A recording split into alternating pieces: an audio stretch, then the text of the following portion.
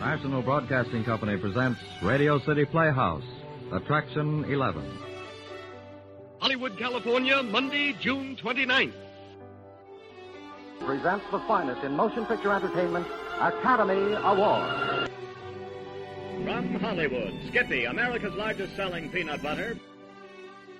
Cary Grant, Katharine Hepburn, and Jimmy Stewart. The Lux Radio Theater welcomes you all.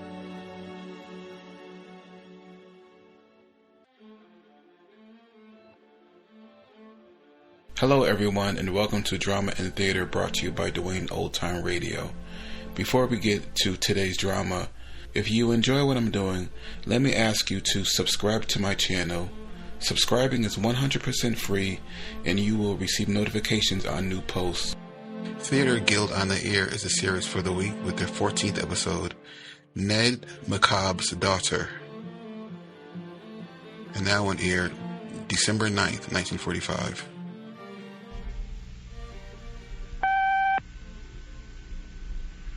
The United States Steel Corporation, 500,000 employees and stockholders, presents the Theater Guild on the Air.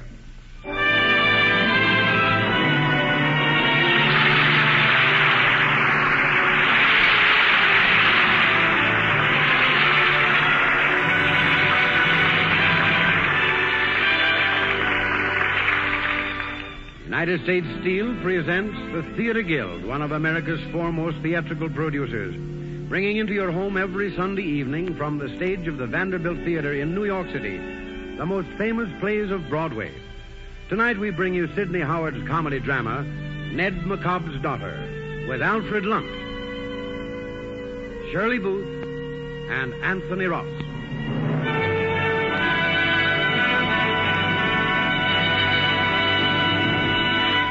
And here is Lawrence Langner, co-director with Teresa Helburn of the Theater Guild, to tell you something about the play and the players. Mr. Langner. Good evening, ladies and gentlemen. The play we are producing for you tonight is about New England and is set in the Prohibition era. Many of you listeners are probably too young or too law-abiding or even too innocent to know about the illicit trade in liquor, which went on then and was conducted by gentlemen known as bootleggers. In our play tonight, Alfred Lunt plays the part of Babe Callahan, a colorful New York bootlegger in business on a large scale. He created the same character in our original production at the John Golden Theater, New York.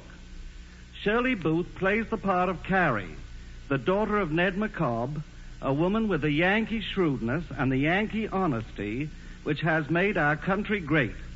And in the conflict between Babe and Carrie, New Yorker against New Englander, we shall see who wins in the end.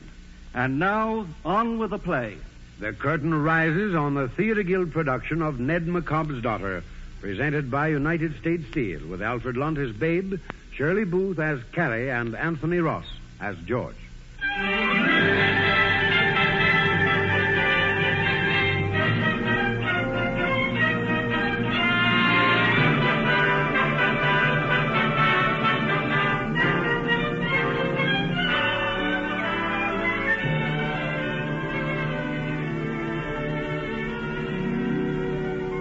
Our play is laid away back yonder in the tempestuous 20s, 1926 to be exact. It was the year when everybody was doing the Charleston, the year Admiral Byrd flew across the North Pole and Gertrude Ederle swam across the Channel. That year, too, America learned a new word, racketeer, from a new public character named Al Capone. All over the country, other young men who were ambitious and lawless were also discovering that Prohibition offered them unexcelled opportunities in a highly lucrative profession known as bootlegging. One such young man is Babe Callahan, the hero, or villain, I should say, of our story tonight. We first pick up Babe on a foggy June night somewhere off the coast of Maine, coming towards shore in a cabin cruiser which is loaded to the gunwales with wet goods, which he and his henchmen have received a short time before from a French ship lying at anchor out beyond the 12-mile limit.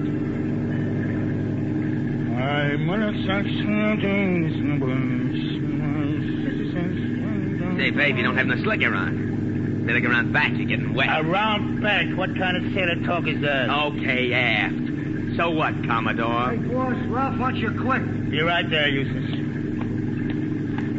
What's up, Ralph? We got a government patrol boat on our tail. Well, what are we doing? Highball out of here. Oh, there's a searchlight. Look at that nasty thing filling around for us. Push her up another notch, Ralph. She's wide open now. Listen, Eustace, when we get in closer, you and me will drop off in a dinghy. She's gaining on us. Stop! The lights picked us up. They spotted us. Get down, babe. They can see you. Turn around sharp, Ralph. Keep zigzagging. Oh, boy, it's just like the movies. Wow, that was too close for comfort. Ah, Mr. Samaya, I'd like to give a medal to the guy that invented fog. You know what I'm thinking? Them swells down in New York got a lot of crust beefing about the price of bootleg booze.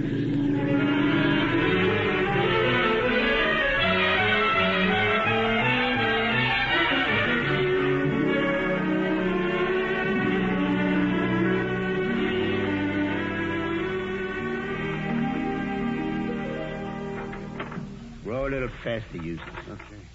Holy mackerel. It's blacker than black, ain't it? I only got one worry. Did Ralph get that liquor in safe? Here we are. Now, get out. Columbus wasn't no happier than me to get on dry land. Hey, what's the plan now, boss? We're laying low till daylight. What? Out here in this swamp? Oh, the mosquitoes will eat us alive. Well, which is it, mosquitoes or dicks? You forget we're hotter than a little red wagon. You ain't got that bad a memory. Now, relax. Now, have a butt and sit on that log. Yeah. I need a smoke. You know, Eustace, I've been thinking. I got a brother living in a town up north of here. You don't say. Yeah, they tell me he married a native. Maybe I'll take the Stutz and drive up there till things cool off around here. While you're at it, case the joint for a new layout for us to hide this stuff. This being a clay pigeon every night's getting monotonous. Yeah, maybe I'll do that. Hey, ain't those murdering bloodsuckers biting you? I ain't noticed. Yeah, sir, Eustace. You know, it'll be like old times seeing my brother George again. You know, him and me ain't had a real visit since them good old days in the reform school.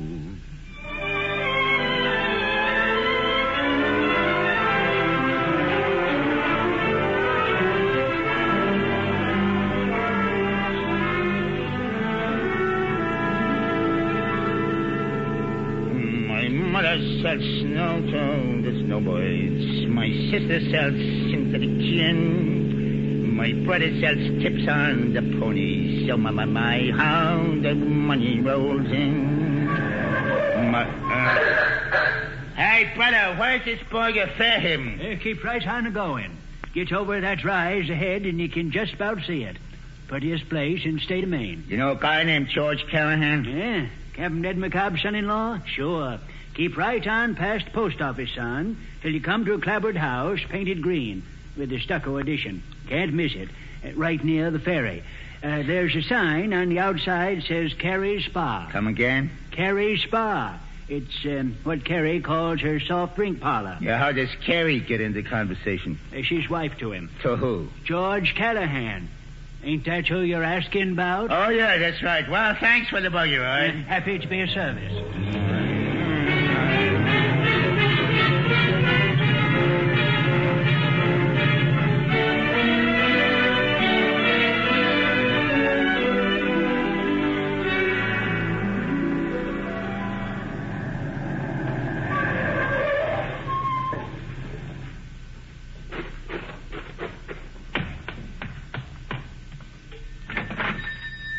Boss here, Toots. Mrs. Callahan's cooking dinner in the kitchen. Want me to call her? No hurry. Think you could rustle me up a cup of coffee? Sure. Just set yourself there at the counter. Yeah, pleasure, honey bunch. No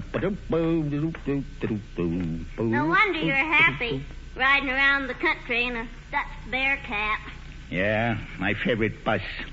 And it don't stop for nothing but railroad crossings and beautiful blondes. That'll be a nickel. Yeah, keep the change. Honey bunch.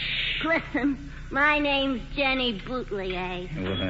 Well, a Frenchie, huh?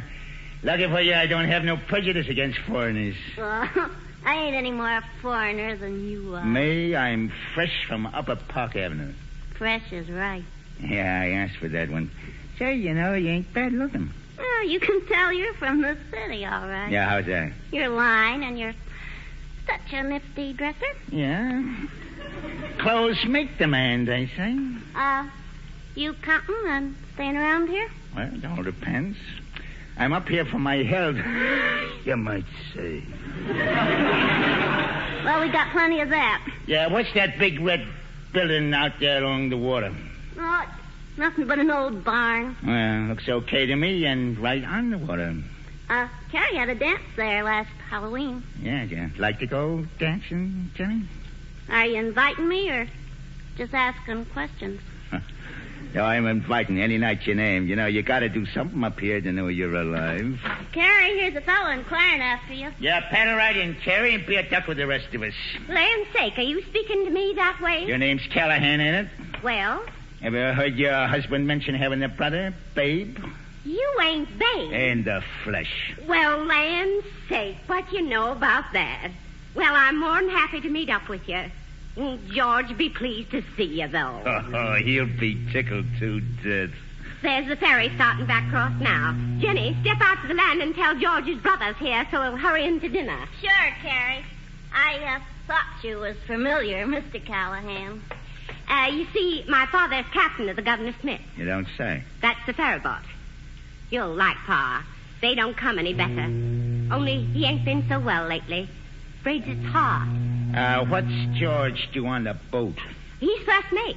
Anyhow, that's what Pa calls him. He collects fares from the automobiles. Yeah, sounds like a job George would be suited to. Oh, we make out real good, living all together like we do. Pa and me, George and my brother. Oh, you got a brother, too, huh? Ben. He's in the state police. Oh, that's so. Must be a big comfort having a trooper living right here in the same house. Don't know but 'tis. How long since you've seen George? Well, it must be about 10 years. I went down south for a spell, about 10 years back. Oh, I don't guess you're no more of a letter-writer than George is. Oh, I heard about George now and then. I heard he was living up here for his health. It was his lungs from having flu when he was in the Navy. Now he sounds a dollar. George was in the Navy? Well, I don't know as you'd exactly call it in the Navy, but he was in the Navy Yard. At Charlestown. That was where he took so sick. You know, it's funny about sick people, how appealing they are. Well, that's how I met up with George. We got married. Kind of sad, ain't it? Yeah. I'd say it sure was a break for George. Oh, well, that's right nice of you to say, Babe. Babe ain't your real name, is it? Well, the moniker they wished on me was Raymond. Well, reckon we'll leave it, Babe. I hope you're fixed so you can make us a real visit. Well, I gotta admit everything here suits me fine. I suppose you know you're an uncle. No kidding. Al? Girls 5, boys 7.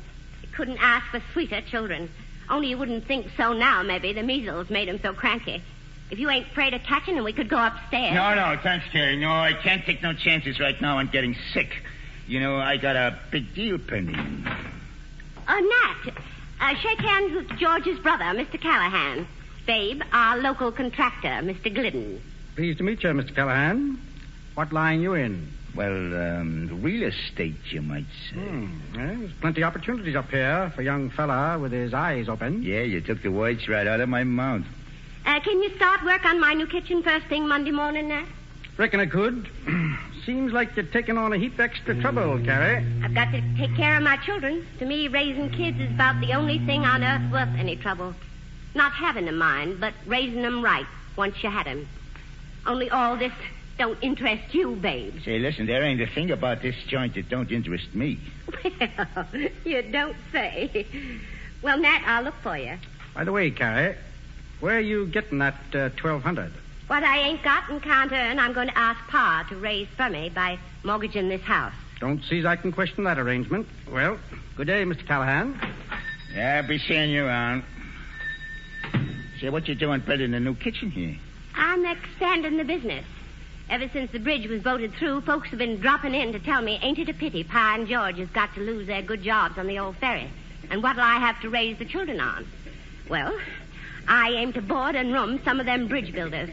I got plenty of room upstairs, and when you're cooking for a raft of hungry men, you need plenty of elbow room. Well, the ferry's docking. Jenny'll have George here in a minute. Well, all I gotta say is you're a great guy, Terry. Even the worst of us has some good points.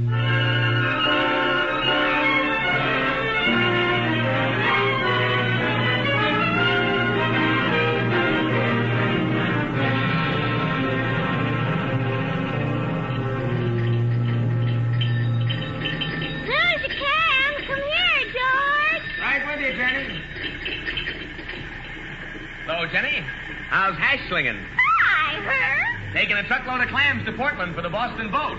Want to come along? you keep your mind on them clams. Oh, George. Jenny, do you have to flirt with every monkey you see? What are you hanging around here for, anyway? Oh, Carrie sent me out to tell you, George. Your brother Babe's blue in town.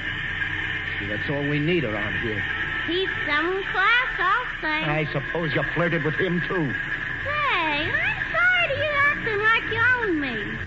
I don't belong to nobody, see? Oh, Jenny, don't be that way. You know how crazy I am about you, but there's nothing I wouldn't do for you. Why do you have to treat me so mean? Look out, here comes the old gentleman. Oh, Captain Ned, Carrie's got your dinner ready. And I'm ready for it, Jenny. Well, let's go eat. Captain, can I speak to you a minute private? Certain, Henry, certain. Jenny and me will go ahead up the house, Captain. Tell Carrie I'll be right along. Well, Henry?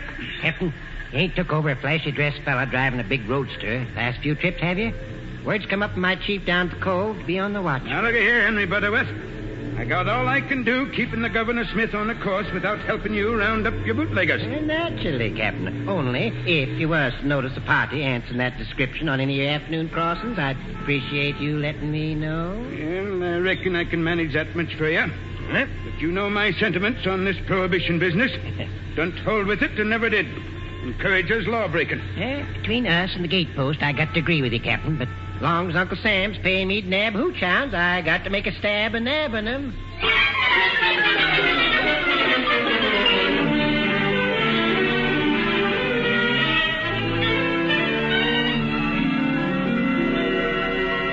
Another slab of blueberry pie, babe? Say, no, I'm up to my neck now.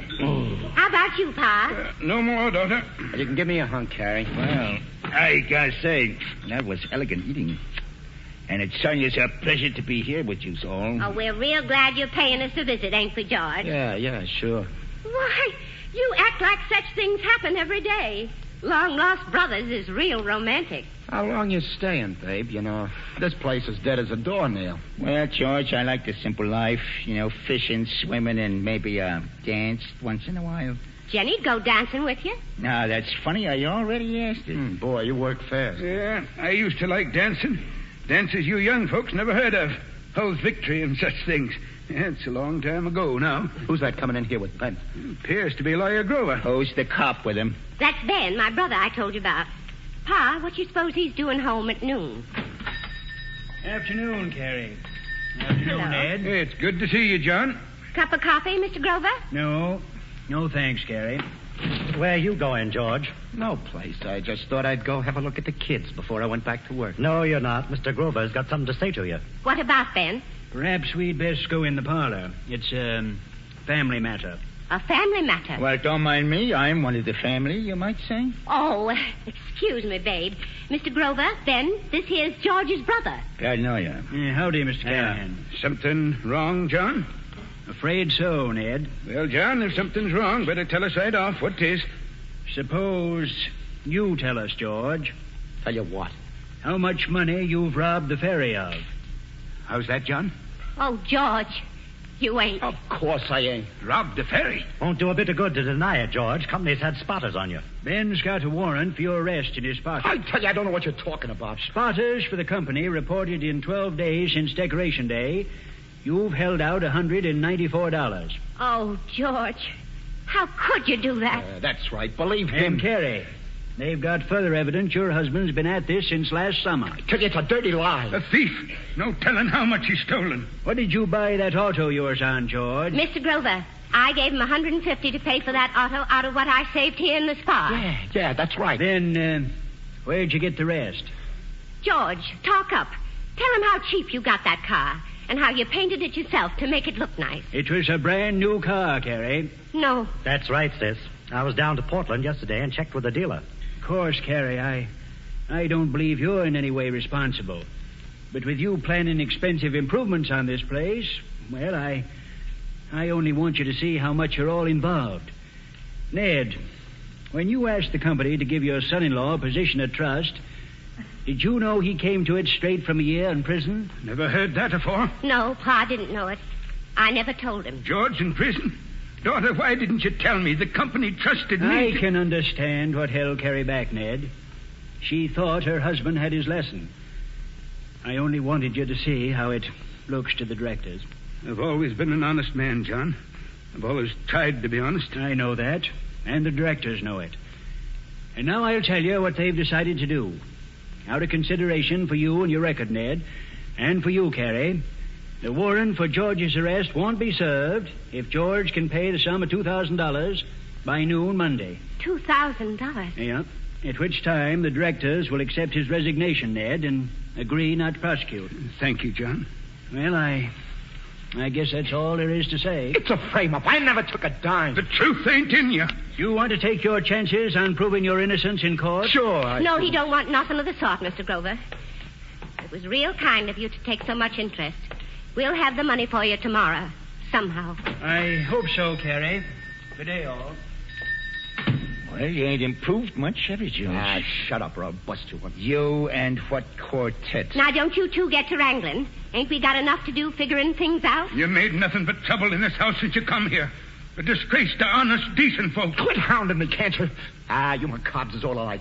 Always blaming somebody. What made you steal? Answer me. Supposing I did knock down on him once in a while. Yeah, show me a collector who don't do a little graft. After all we've done for you, too. Maybe you'd like me to go off and not come back. Running away won't solve anything. You're Carrie's husband, and your children are my grandchildren, and for their sake... You can mortgage the house, Pa. I was aiming to ask you to do that for my new kitchen anyway. But George comes first, don't he? You wouldn't mind doing it, Pa, for such a good reason? Maybe. The company will give us more time. Maybe. Sure. What I took ain't a drop in the bucket to them. I won't have you making light of theft. Do you hear me? Get off your high horse. You got the benefit of some of the money. Don't you say that. And them kids upstairs, sure. Sure, I bought a new car. Well, sure, who's been riding in it? I've been an honest, law-abiding man all my life. I won't stand for it. Trying to make me out one of his kind. Now, Pa, don't excite yourself. And if I go to jail, there'll be some others around here that'll go, too. Yeah, I'll see to that. You dare to threaten us? You low-down thieving whelp. I'll thrash you within an inch of your life. I'll show you. Look out now, old son. Don't stop nothing. I don't care how old you are. Stop him, Ben. Take your hands off me, Ben. Now, you just calm down, mister. Ain't you ashamed of yourself, George? I wouldn't have hit him. Well, that's only sense, seeing his son's a cop. Pa, listen to me. It'll work out. We'll raise the money on the house. Don't you worry about it. Daughter, I don't know what to do. Don't know how to tell you. Tell me what, Pa? A year ago, I gave that blackguard money for your sake, Carrie. What's he talking about, George? How do I know? I had to do it. To save your home. What you mean, Pa? To tell your daughter, this husband of yours is a treacherous, good-for-nothing. What's the matter, Pa? Didn't know how rotten he was. Pa. I didn't know he was a thief. My daughter married... Pa, what is it? Ben, help me. Pa, what's the matter?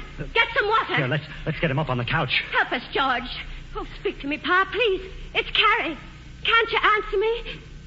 Oh, Pa. It's a stroke, sis. Pa's got a stroke. A stroke, huh? Yeah, I heard it then.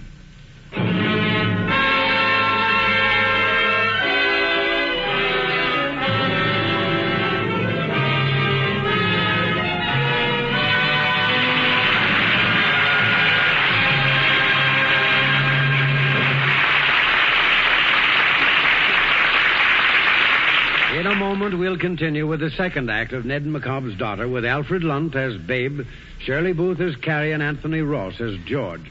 Produced by the Theater Guild on the Air and presented by the United States Steel Corporation. And here, speaking for U.S. Steel, is the well-known reporter of the American Broadcasting Company, George Hicks. Good evening. You probably remember from your school days that most of the steel in the United States is made today by heating molten iron and other raw materials to terrific temperatures in furnaces called open hearths. But you've probably forgotten what those raw materials are and how their vast-scale production and transportation provide work for thousands upon thousands all over America, not counting those actually employed in making steel, almost 300,000 of them by U.S. Steel alone. So let's see what does go into those huge furnaces. There's iron, which has been smelted from iron ore, limestone, and coke, and then there's scrap steel. Depending on the type of steel desired, other ingredients are added which aid in the refining process conducted at a temperature of 3,000 degrees. To feed those hungry furnaces, thousands of coal and iron ore miners are kept busy working throughout the year. In great limestone quarries, rock is ripped from the earth to satisfy the insatiable demands of the furnaces. Steel scrap is collected from countless sources, and a small army of railroad and steamship employees spend most of their time moving these raw materials to the plants where they're assembled and made into steel. Yes, these raw materials are vital to the steel industry, just as steel in its many forms is essential to the production of all kinds of finished goods, from bobby pins and razor blades to structural steel and locomotives, essential to thousands of different industries using steel and employing millions of our fellow citizens.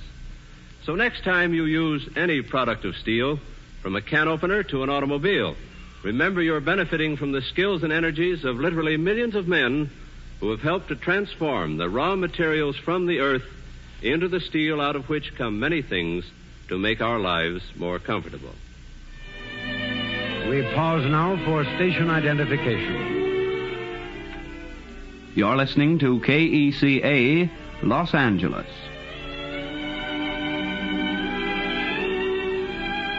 The curtain rises on the second act of Ned McCobb's Daughter, with Alfred Lunt as Babe, Shirley Booth as Carrie, and Anthony Ross as George.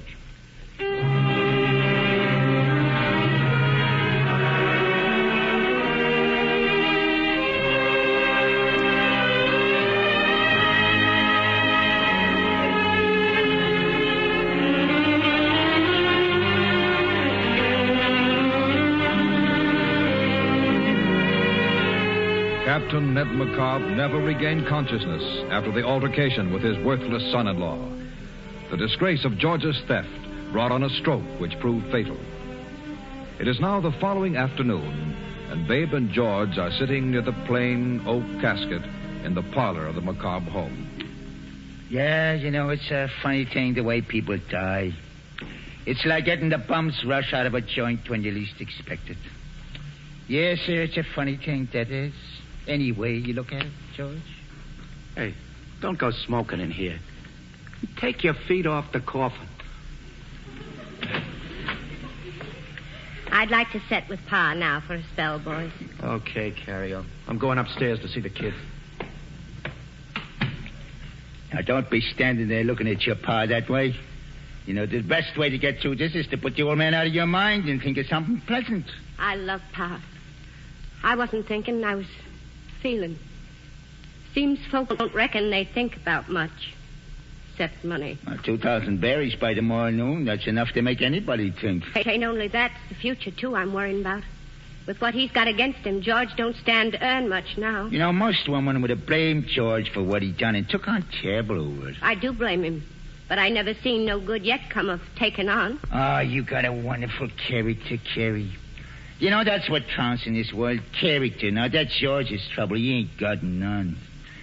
Now, take me, you know, I'm like you, not so good-looking as some, but, oh, boy, just full of character. There's a party on the phone out here, Babe, asking for you. They wouldn't give no name. Now, who could that be, if you'll excuse me, Carrie? Maybe it's someone wanting a little real estate. Hey, it's, Lawyer Grover. Good evening, Mr. Grover. Ned McCobb, my dear old friend. I know him 40 years and more. Looks peaceful, don't he? He is at peace, Carrie. Ain't many men as good as he was. Not like others I could mention.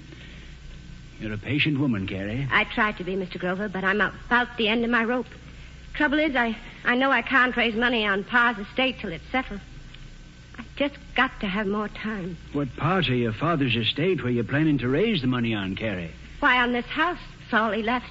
But don't you know this house is mortgaged already? No, it can't be. He'd have told me. Your father came to me a year ago to arrange the loan. Oh, no. Why, I never knowed nothing about it. Well, as I recollect, he said the money was for you. That must have been what Pa was trying to tell me yesterday before he died. And, Mr. Grover, if I can't raise money on this house, where am I going to get it? It's the end of everything. If you take my advice, Carrie, you'll have your husband give himself up and plead guilty. He wouldn't be in prison as long as if he stood trial and was convicted. No, I can't let George go to prison. Children are getting old enough to ask questions. No, Mr. Grover. Them young ones has got to grow up respecting their father. I got to find a way somehow. I just got to.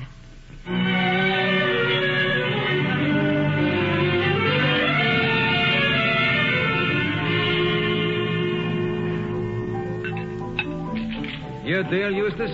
I wish Babe would show up. He's on his way, kid, but he's got a 30-mile drive. Phone him again, Eustace. Bushwalk. I ain't waiting here all night. Too risky. Hey, it's the Babe now.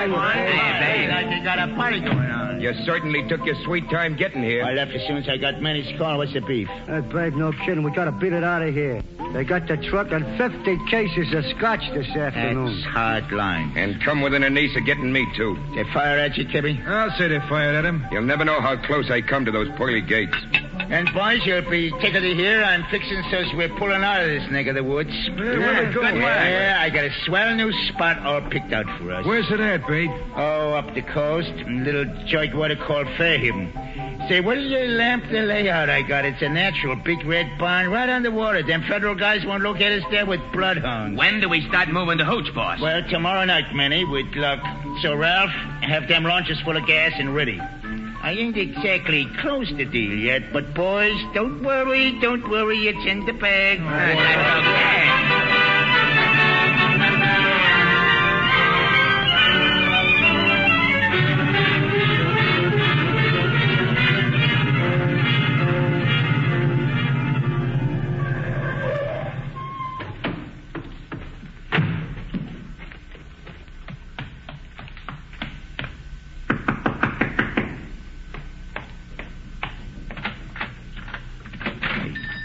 You closed up shop for the night, Karen? My land, yes, it's late. Where you been so long? Oh, I had some business down the road. You missed your supper.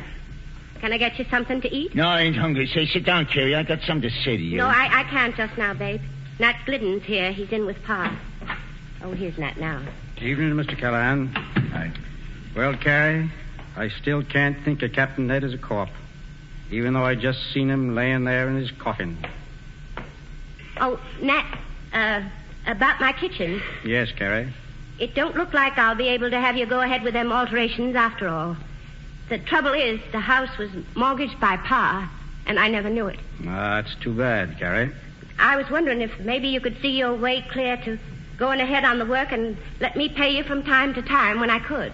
I just don't have the ready cash to go on. I hate like sin to turn you down, Carrie. Don't matter, Nat. I'll let you out.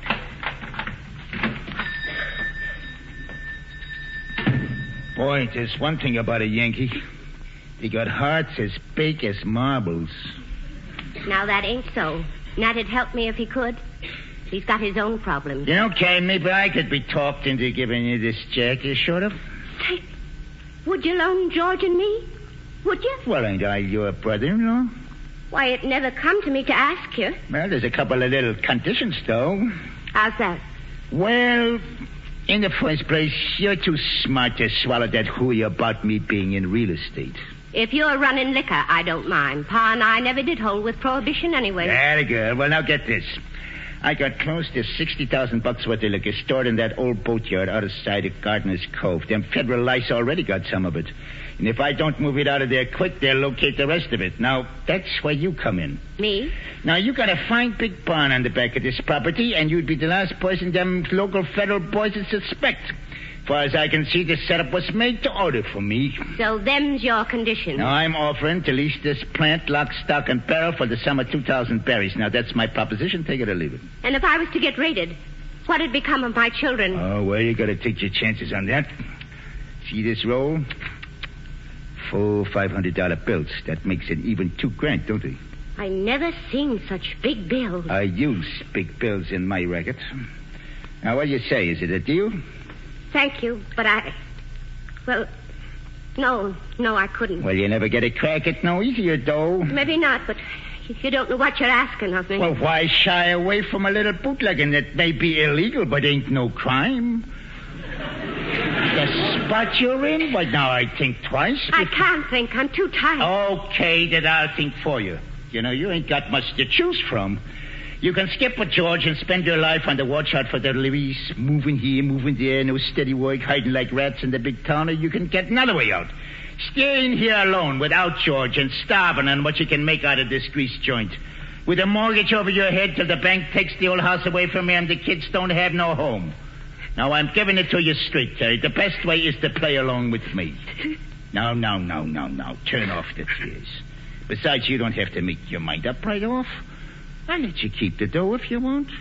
And you can give me your answer in the morning. Now, here, take it. No, I can't. I can't do it. Well, it's yours for the asking. 2,000 berries in the coin of the realm. I can't get mixed up in no such shady business, babe. I can't. Yeah, you mean you're going to let them poor kids go hungry and their daddy go to the pen rather than hurt your conscience? Say, use your head. You got one. Quit pushing me. I'm trying to do the right thing. I gotta hang on to something I believe in. Now, pipe down. Listen. I gotta have something left that's decent and respectable. Let me think, can't you? Just give Shut up. Somebody's out there prowling near that window. Who's there? Henry Butterworth, Carrie. Oh, yeah, I thought I smelled gas. You better get it.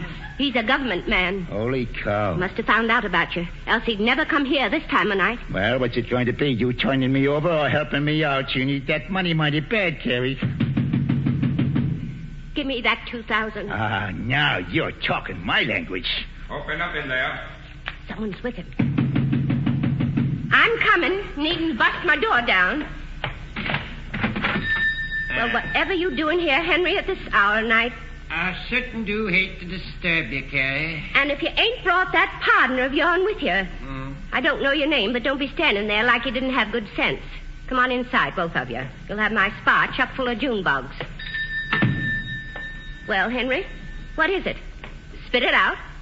The law's the law, Carrie. Guess I know that without your coming here to tell me. The liquor laws took a sudden interest in your house, Mrs. Callahan. My house? On account of that gent over there, Carrie. You think he's a rum runner? Well, I declare. Carrie, the authorities seen a fella they're suspicious about sneaking out of Gardener's Cove in a big car. You deny you're him, mister? Me? Well, you boys is sparking up the wrong tree. Come on, quit stalling. I'm beginning to suspect you don't know who this gentleman is. You call yourself government detectives, and you ain't heard he's George's brother come here to pay us a visit. Huh? He ain't. Yes, he is.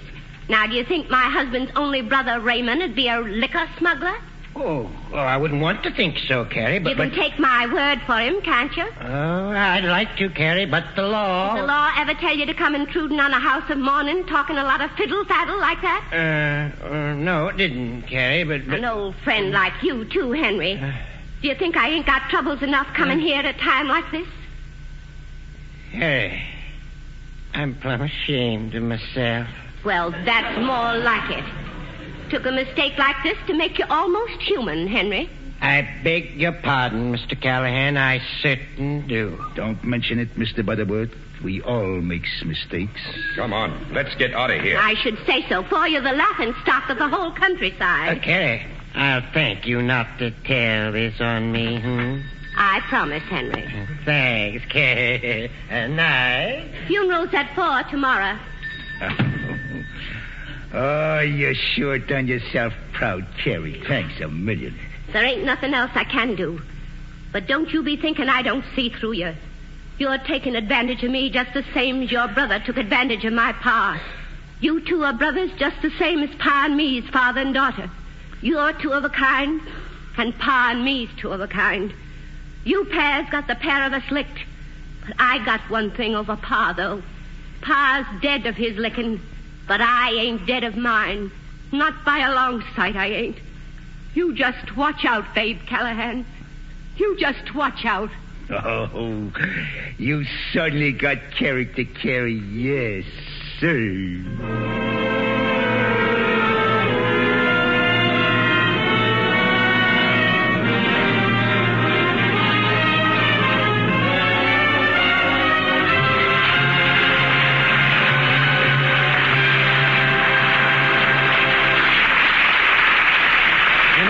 We'll continue with the third act of Ned McCobb's Daughter with Alfred Lunt as Babe, Shirley Booth as Carrie, and Anthony Ross as George. Produced by the Theater Guild on the air and presented by the United States Steel Corporation. Here again for U.S. Steel is George Hicks. As I speak to you tonight, ice is forming on the Great Lakes. It's spreading along the shores of Lake Superior and extending across the shallow waters of Lake Erie. Within a few weeks, the harbors will be frozen, and they'll remain that way for about 4 months. That means that the busy season of the year is over for the Pittsburgh Steamship Company, one of the members of the United States Steel family. All its ships are in winter quarters now, waiting until the spring sun releases the lakes from the grip of ice. Only then will they be able to go back to their vitally important job of carrying iron ore and limestone from Minnesota and Michigan for the steel mills in Illinois, Indiana, Ohio, and Pennsylvania. For 4 months of each year, the 63 ships of the Pittsburgh Steamship Company are tied up. But from early April until late November, they navigate between the head of the Great Lakes and the lower lake ports. During the shipping season just closed, this largest of all inland fleets transported over 28 million gross tons of freight, considerably more than the total tonnage which goes through the Panama Canal in a full peacetime year. Pittsburgh Steamship has been operating on the Great Lakes since 1899, when it began with 11 steamers. From the beginning, its job has been to keep American steel mills supplied with raw materials. As the demand for steel has increased, so is the size of this fleet and the size of the ships themselves.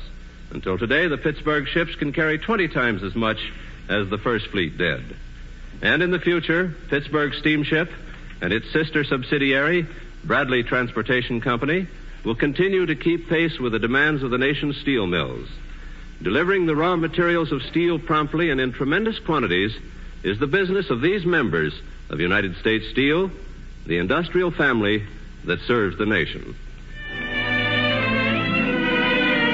The curtain rises on the third act of Ned McCobb's Daughter with Alfred Lunt as Babe, Shirley Booth as Carrie, and Anthony Ross as George.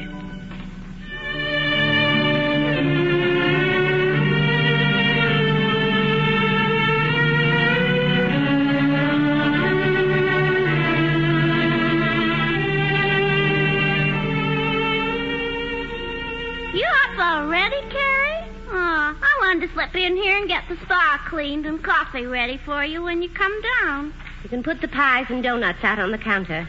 We're open today no matter what folks think. Except for only an hour during the funeral. My, ain't that blasting a fright. The men have begun on this end of the bridge first. You can see the smoke and the dust flying. I got something on my mind I have to tell you, Jenny. Tell me, Carrie? I hate to say it, but you'll have to be looking for another place now. Why's that? Well, you see, I come into some pretty heavy expenses. Oh, if that's all that's bothering you, you don't need to worry about my wages. Well, it's real nice of you to say that, Jenny. But there's other reasons I can't let you stay. And I don't think you'd like it so much here, the way things are going to be from now on. Please, Carrie, don't send me away. I'll just get in trouble if you don't keep me. You'll get in worse trouble here. I'll try and find a good place for you. But you just simply got to go, Jenny. Are you in there, Carrie? Here's George coming. You don't want him to see you crying, do you? You get out in the kitchen now and warm up some milk for the children's breakfast. Morning, George. Good old Carrie. Well, it's some time since you kissed me good morning. Yeah, well, I'm turning over a new leaf and fixing to treat you right. This time, though, you got to mean it, George. I don't want always to be nagging you. You ain't strong and you don't think twice like I do. But you ain't so bad but what you couldn't be worse. You ain't a drinking man, and you ain't never carried on with other women. Them's the things a woman can't forgive in a man. But you just got to promise to try to be worthy of your children. Sure. You wait and I'll show you. From now on, I ain't going to believe nothing but showing. There you go. The first thing taking the heart out of a man. As if it ain't discouraging enough around here. You making Babe practically the boss. Well, thanks to him, I got the money locked up in that drawer over there that'll keep you from going to jail. Carrie, want me to take the kids' breakfast up? I'll do it, Jenny. I want to see if they have any fever. Yeah, that blasting. They're at it hot and heavy. Just Saturday I was figuring to board them fellas. Well, no use crying over what can't be helped. I've got to get up to them children. Can I get you any coffee, George? Carrie's took my appetite. Hey, come here. Come here, I want to see you. What are your eyes so red for? Carrie just told me I gotta go. Oh, she did, huh? Well, with Babe taking over here, you ought to be glad. Babe? Yeah, from now on, it looks like he's ruling this roost. That's okay by me.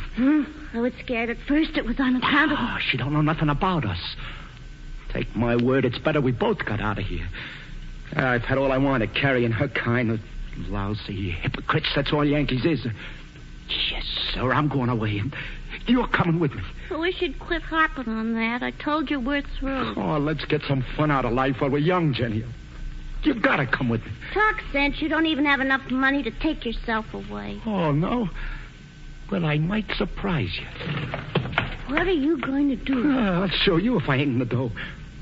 Will you believe it if you see it? You don't mean Carrie's money in that drawer. Who says it's Carrie's? Think I'd let her hand all that over the lousy ferry company? Are you crazy? That's to keep you from going to jail. Yeah, well, they got to catch me first. Oh, boy, this will buy a lot of car fare. That's Carrie's money, and if you don't leave that lock alone, I'm... Get away from me, can't you? Come here, look here, Jim. Boy, look at them greenbacks. Carrie! Come on, little devil, you want to ruin us both. Let me go. I ain't going to be party to this. Carrie, help! Hey, Jenny, what's going on down He's got here? your money, Carrie. He's giving off with it. George, give me that. Get away from me, Carrie. I'll make you wish I had. Hurry! What's all this switching? Get him, Dave. Get him. He's got Carrie's money. Oh, no, you don't. Keep away from me.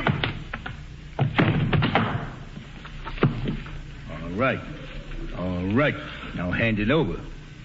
You just can't break the habit, can you? Here's your money, Carrie. Seems to be all there. You can get up now, safecracker. Well, I'll leave it with you. You wait and see. No. Behave, jailbird. Jailbird? Oh, look who he's calling a jailbird. And I suppose you ain't done time, too. Sure, I done time. 3 years, and not in any of these small-time lockups of yours. 3 years in Atlanta I done in the federal penitentiary, and that's class, if you ask me. I wish we was all there. Then I wouldn't have so much to vex me. Yeah, you've been so frank and open about me, Georgie. I got half a mind to tell Carrie a few things about you. Babe, there ain't nothing more you can tell me about George I don't already know. Oh, ain't they? Did he ever mention he was planning to run away a year ago and give the air to you and set up housekeeping with Jenny? I'll get you for that one. Jenny? And George? Yeah, and he would have, too, if he could have talked Jenny into going off with him. You've been carrying on behind my back. All this time you've been carrying on. What Babe's saying, is it true? Answer me. Well, looks like the cat's got their tongue. I can't believe it. I can't. Get out of my house. Back up, both of you. Get out of my house. Get out. No. Take it easy, Carrie. They heard you the first time. So long, George, and stay out of jail.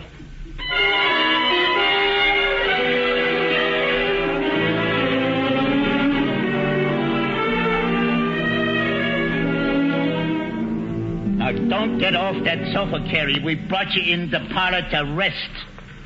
You know, you kind of been through the ringer. Ain't I right, Ben? You ought to be quiet a while, Carrie. I feel like there ain't nobody ain't been lying and lying. Keeping things from me. Ben, will you take this money over to Lawyer Grover for me? It's got to be in the company's hands by noon. I don't feel up to nothing more today. Still won't tell me where this money come from, Carrie. She got it from yours truly. Where'd you suppose? You might as well know, Ben. I leased him the right to use this house in his business. He's running liquor, Ben. Why wasn't I told about this? We work while you sleep. And I don't like it no better than you do, Ben. But it's my one chance to get back on my feet. Naturally, I wouldn't make any trouble for you, sis. Only you'll understand if I don't go on living here. I understand, Ben. Now, please take this money and hurry. You can just make it. Yeah, get going. Lucky for you, it ain't up to us troopers to handle bootleggers. Yeah, Lucky is right. But boy, I won't mind seeing him pack his studs. You know, uniforms make me nervous. Well, my job now is to get in touch with the boys. The boys? Yeah, the mob, the boys that work for me. I got to put them up here. Is that part of our bargain? Don't worry, I'll pay the expenses for feeding them. So I'm running a bootlegger's boarding house, am I? Yeah, you might call it that. Beginning tonight at supper. How many is there going to be? Well, say now, listen, I ain't one of your jitney operators. Why, you'll see nights this summer where I got as many as 30 trucks running over these roads with 2 men to each truck. All working for you? You said it. And all about your style, too, I reckon. My style? Well, Eustace, maybe. He's big time. But, wait till you see the rest of them. Couldn't maybe you wait 2 or 3 days before getting down to business? Yeah, what's the idea of waiting? Well, there's Pa's funeral. I don't know yet where I'm going to send the children. Yeah, what do you mean, send them? You wouldn't want children raised in any such house as this one's going to be, would you? Why not? It's a lot better house than I was raised in. Oh, I get it. You're scared your kids will turn out like George and me, is that it? Well, you asked me. You ain't good enough for my children. You ain't near good enough. All the same, you ain't going to send them away. Who's going to prevent me? I am. You? Why, damn little innocence of yours is one of the biggest assets this joint's got. I need them, see? You need them? Now, don't worry. Nothing's going to happen to them. That wasn't in our bargain? There ain't nothing like 2 well-brought-up kids to keep suspicion away. Oh, I couldn't have that. Oh, you're going to have it, and those 2 kids of yours is going to have the happiest summer they ever had. Cruising on the river and going for hay rides? No. Yeah, and all the little friends they want to ask with them. You know, the more kids I get on top of the hay, the more booze I can store underneath. I tell you, I won't have it. You'll turn my children into criminals. Them kids is mine. I bought them and they're mine. They ain't. They goes with the house. They belongs to me. If I'd have known you was planning to use my children, I'd never have agreed to nothing. I'm going to give you back your money. I ain't going to have nothing more to do with you. You think I'm going to let go of this joint in the fix I'm in just on account of you being so stuck on those 2 brats? Don't you talk that way about my children. You keep your Yankee mouth shut. Oh, gee, I hope I didn't hurt you. Say, can't you take a little push in a friendly argument? You're going to stick by me like you promised. I ain't, I tell you. No? Well, just what do you think will happen if you start crawling on me now? You know what I'm going to do? I'm locating George wherever he's gone, and I'm turning him right away to the bulls. You can do anything you want with George. Now, hold on a minute. You just think back what George was saying yesterday about your old man and you going to the clink with him as accomplices. And I can do it, see? What you mean? And then what happens to the kids? I happen to them. Oh, Carrie, be yourself. I got you backed off the boards any way you look. Excuse me, Terry. I'll have to send later after my trunk. Yeah, too bad we never got around to dancing, Jenny. Well, that's life for you. Now get wise to yourself, Carrie. I'm stepping in the spa to phone up Eustace. My mother said nothing. You was kinder to me than anybody ever was, Carrie. Won't you tell me goodbye? I reckon you can stay on, Jenny, if you've a mind to. Carrie, do you mean it? I've got to have somebody. I'll do my best to make it up to you for what I done, honest. Jenny, wait a minute. I got an idea. What are you staring at me like that for? Jenny, if somebody was taking mean advantage of somebody you love terrible, wouldn't you do anything at all to get rid of them? Well, naturally I would. You know, I think the good Lord must have sent you in here just now to help me. What is it you want me to do? Don't ask no questions. Just run over to Henry Butterworth's office and get him and his men here fast as you can. Take them in the spa and let me know when they're here. Go on now, fly. All right, Mr. Babe. You ain't doing nothing to harm my children. Not as long as I'm alive and kicking, you ain't.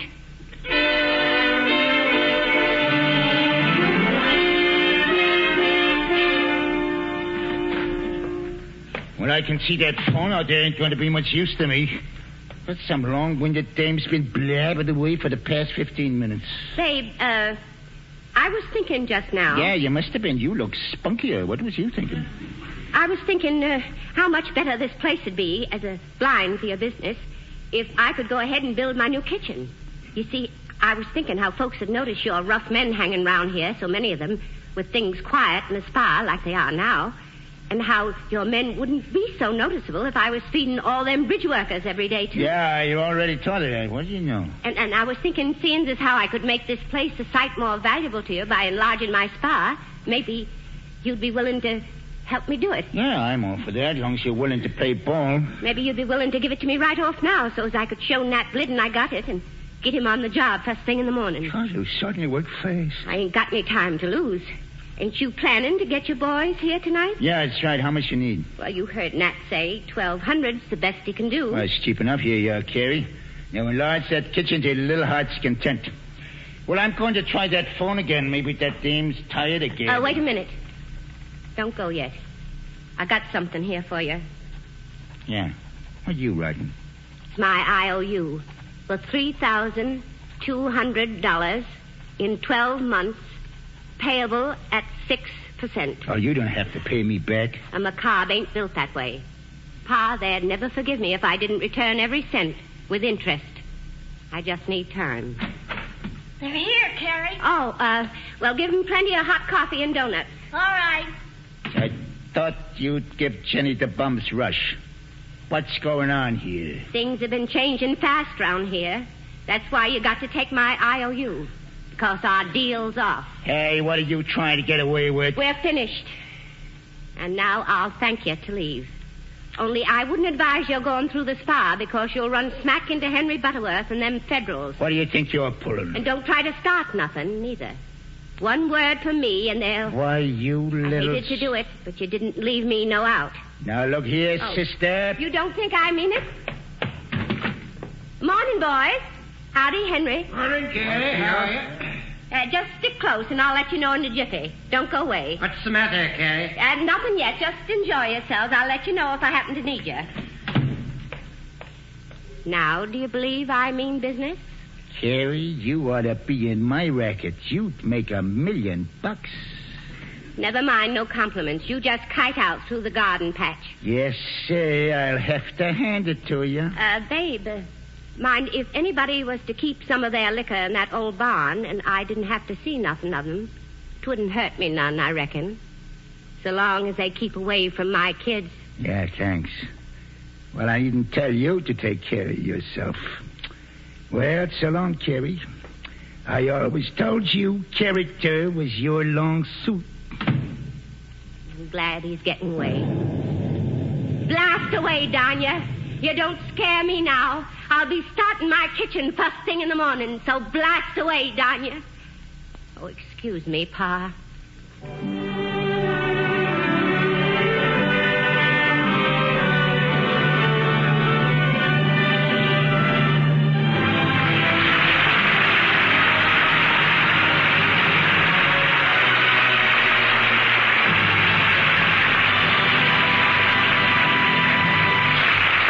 The curtain has fallen on the Theater Guild production of Ned McCobb's Daughter, presented by U.S. Steel, with Alfred Lunt as Babe, Shirley Booth as Carrie, and Anthony Ross as George. And here again is Lawrence Langner to tell you about next week's Theater Guild play to be presented by United States Steel Corporation. Mr. Langner. Ladies and gentlemen, next Sunday night's play is The Royal Family by George S. Kaufman and Edna Ferber. But it's not about a family of kings and queens. It's a comedy about a family of actors and actresses called the Cavendishes, who are the royalty of the theater. The Cavendishes are temperamental and eccentric, lovable and extravagant. Playing the part of Tony Cavendish, the most lunatic of the clan, is Frederick March, who has just ended a successful engagement on Broadway in A Bell for Adano. We hope you'll enjoy listening in next week to our production of the famous comedy, The Royal Family, with Frederick March in the part of Tony Cavendish. The other members of the family will be played by Margola Gilmore, Estelle Winwood, and Peggy Conklin.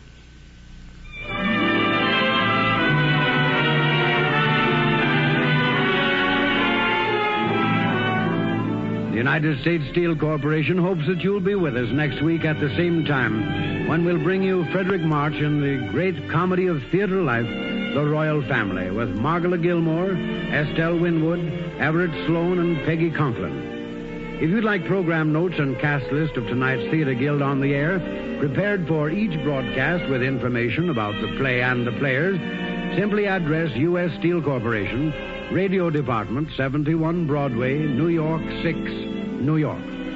The staff for the Theater Guild on the air includes Homer Thickett, Director, George Condolf, Producer, and Armina Marshall, Executive Director of the Radio Department. Music for tonight's play was composed and conducted by Harold Levy, and the play adapted for radio by Kenyon Nicholson. This is the American Broadcasting Company. It's 8 o'clock at KECA, Los Angeles.